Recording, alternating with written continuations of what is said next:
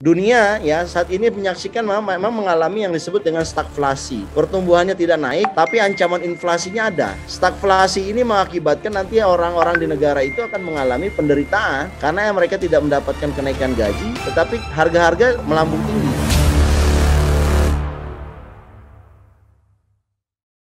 Kenaikan nih harga minyak ya, banyak faktor termasuk konflik Ukraina dan Rusia. Ini apakah akan memicu inflasi dan lain sebagainya? Gimana Bang Matur tentang masalah kenaikan harga minyak ini? Silakan, Bang. Harga minyak dunia ini kan memang menjadi perhatian orang ya.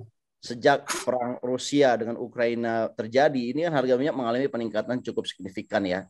Yang tadinya di bawah 100 US dollar, tapi sekarang sudah saat peristiwa perang Ukraina itu kan sempat menyentuh ke level 120-130 US dollar gitu. Dan di beberapa hari itu pernah juga 150 US dollar.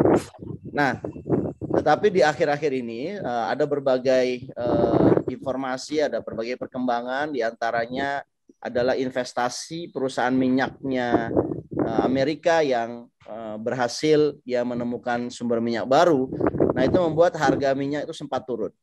Tetapi secara umum kita melihat bahwa harga minyak ini terus mengalami satu gejolak, ya satu dinamika yang masih belum bisa ditebak begitu.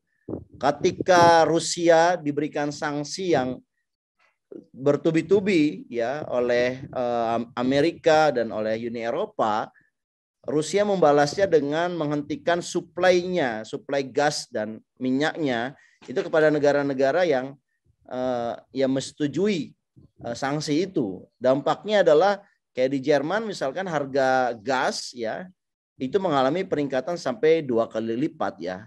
Sempat harga minyak ya di Amerika yang tadinya di bawah sekitar 3,5 US dollar per galon itu sempat menuju ke level 7 dolar per galon. Jadi 2 kali lipat kenaikannya itu. Nah, ini yang membuat sejumlah bank sentral ya menaikkan suku bunga kebijakannya. The Fed sudah menaikkan 75 basis point saya kira. Biasanya dia 25 basis point, tapi dia meningkatkan sampai 75 basis point dan kabarnya akan ada 7 kali kenaikan lagi di tahun 2022 ini.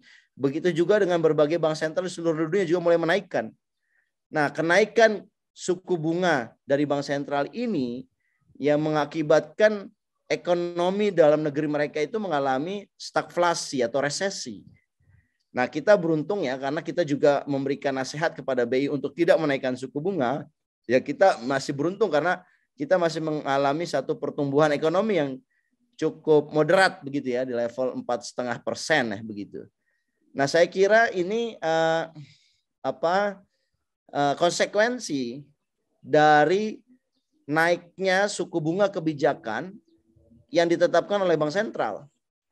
Nah, dalam kesempatan ini saya ingin sampaikan bahwa BI ini harus tetap hati-hati ya, meskipun tekanan untuk menaikkan suku bunga ini makin tinggi karena kemarin nilai tukar itu sempat ya 15.050 ya, itu dorongan pengamat untuk menaikkan suku bunga kebijakannya BI sangat tinggi. Tapi kita mengalami satu keberuntungan karena BI tidak menaikkan suku bunga, tetapi BI melakukan apa yang disebut dengan dual intervention. Nah, saya kira ini bagus ya dilakukan oleh BI. Jadi dia membeli sun yang dilepas oleh pihak asing, pihak non resident untuk dibeli oleh BI kembali, sehingga BI mengakumulasi surat utang negara itu.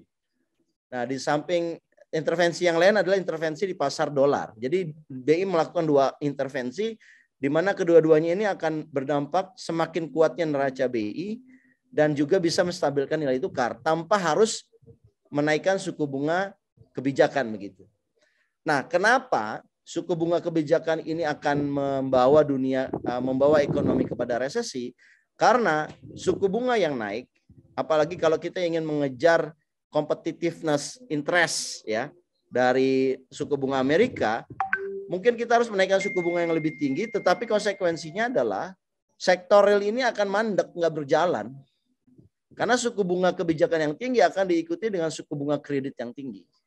Suku bunga kredit yang tinggi ini akan membuat suffering kalangan sektor real, ya, terutama para pelaku-pelaku UMKM.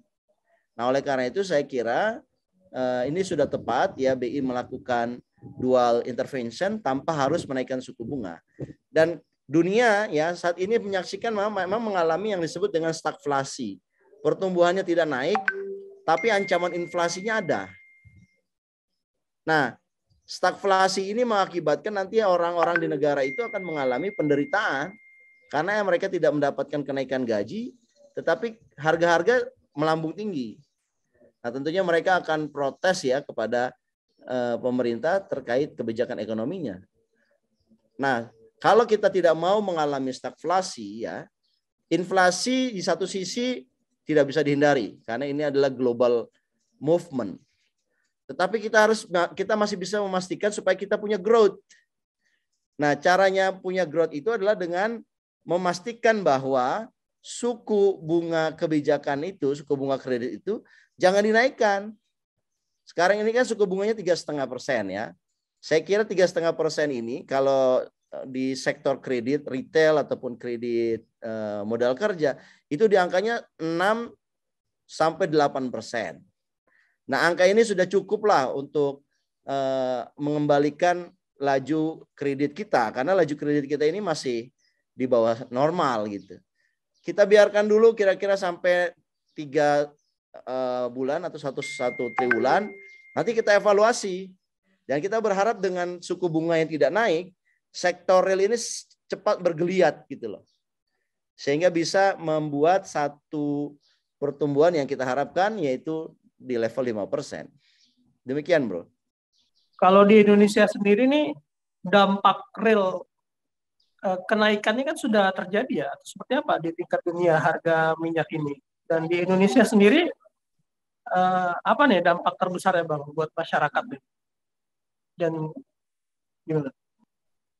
Ya, di Indonesia sendiri ya tentunya gelombang inflasi ini tidak bisa dihindari ya.